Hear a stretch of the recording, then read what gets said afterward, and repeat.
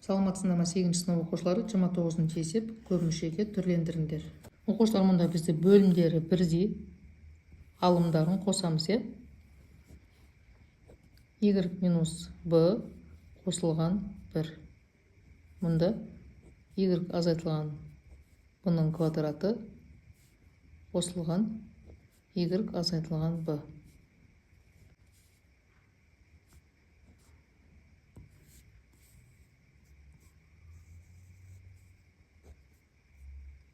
Бөлімі сөйге жазылады. Мұнда оқушылар y азайтылған b, оның квадраты, мұнда бізде y азайтылған b, екеуі бір жақша алынады. Ал мұнда екеуі болды, біреумен мына біреу бір жақша алынды, сонда біреу қалды, y азайтылған b қалды, мына жерде бізде 1 бар деген сөз. Қосылған 1.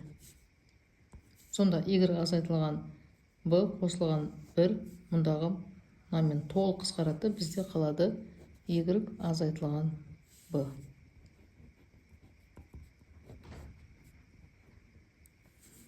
Енді мұнда бізде бөлімдері бірдей екен, азайтамыз.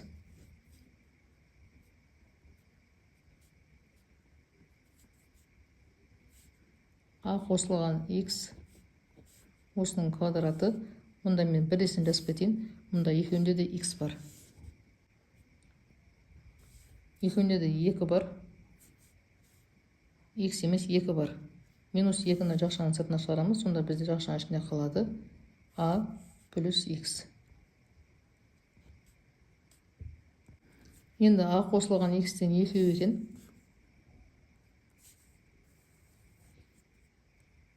A қосылған x-ті бір жақша аламыз.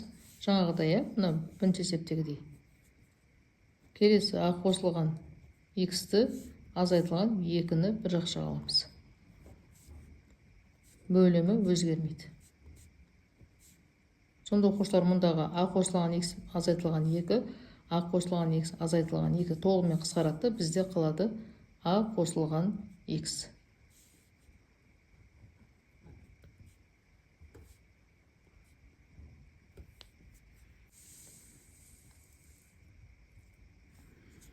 Мұнда да дәл сондай, бөлімдері бірдей екен.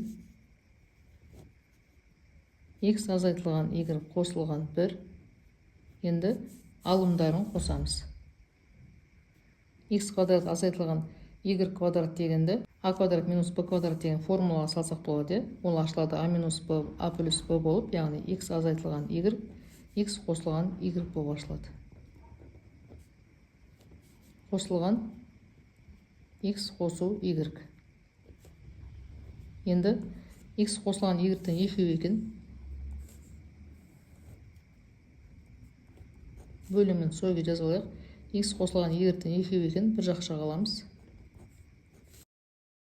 X азайтылған y, нәйді 1 бар деген сөз, қосамыз 1-ді. Сонда бізде мына өрнекпен толығымен қысқарады, қалады x қосылған y.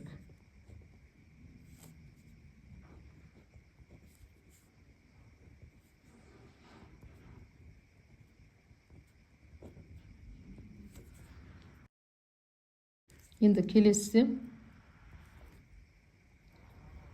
бөлшектің бөлімде таңбада айырмашылық бар екен.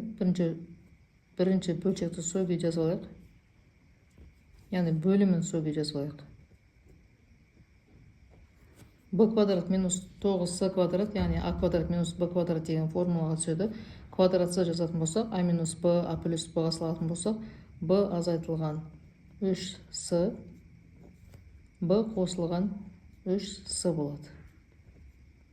Мұнда бізде b қосылған 3c азайтылған 2, минус b минус 3c плюс 2-е таңбада айырмашылық бар екен. Сол үшін минус таңбаны мұнда біз жақшаның алдына шығарамыз. Яғни мұндағы плюсті минусқа өзгертеміз. Егерде минус болатын болса, плюсқа өзгертеміз. Таңбаны қарама-қарсы таңба етіп өзгертеміз. Сонда бізде мыналардың барлығын таңбасы өзгереді. b қосылған 3c азайтылған 2 болды. Мінеки, мына бөлшектің бөлімдері бірдей болды. Ал үсті сөйге жазылады. 2 b азайтылған 3с. Енді ортақ бөлімге келтірілді, бөлімдері бірдей болды. Яғни b қосылған 3с азайтылған 2 болды. Енді алымдарын азайтайық. b азайтылған 3с, b қосылған 3с. Азайтамыз 2, b азайтылған 3с-ны.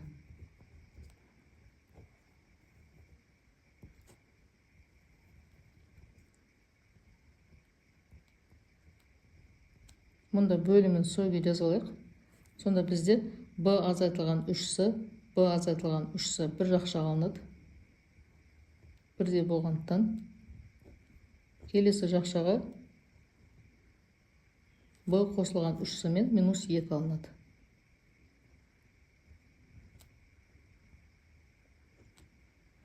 Сонда мына толығымен мынамен қысқарады. Сонда бізде қалады b азайтылған 3с.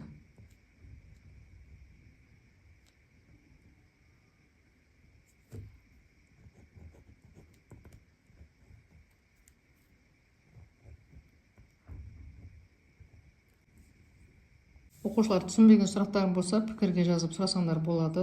Қажет болса, каналымда басқа да жаттығу есептері және физика пәнінің жаттығу есептері бар, және алгебра, геометрия, физика пәндерінің БЖБ және ТЖБ талдау сабақтары бар. Каналға өтіп, қажетті сабақтарды қарасаңдар болады. Оқушылар каналға жазылуды, лайк басып, жеке өздерінің пікірлеріңді қалдыруды ұмытпаңдар. Сау болыңдар.